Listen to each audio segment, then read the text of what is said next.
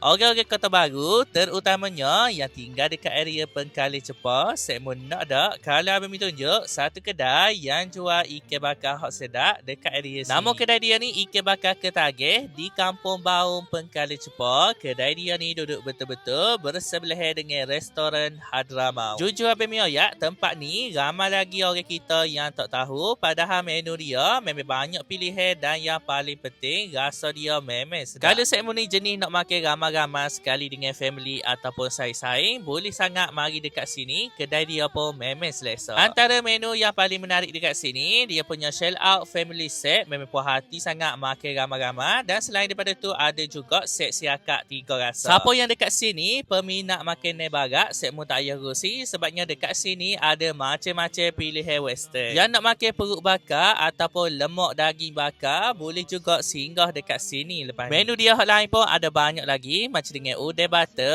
butter meat. Lepas pada tu sotong celup tepung pun ada je. Dekat sini pun ada ketel juga, saya mau boleh pilih sama ada ketel tu nak masak pedas ataupun masak black pepper. Nama pun kedai ikan bakar, orang kata kalau mari dekat sini confirm lah kena tengah dia punya ikan bakar berapa. So lepas pada ni, kepada yang tinggal dekat area Pengkali Cepa ataupun Kota Baru dan tengah mencari pot makan seafood hot sedap ataupun nak makan masakan panas termasuk dengan ikan bakar dan juga western, saya mau boleh pakat mari ramai-ramai dekat kedai Ikan Bakar Ketagih di Kampung Baung, Pengkali Cepa. Okey.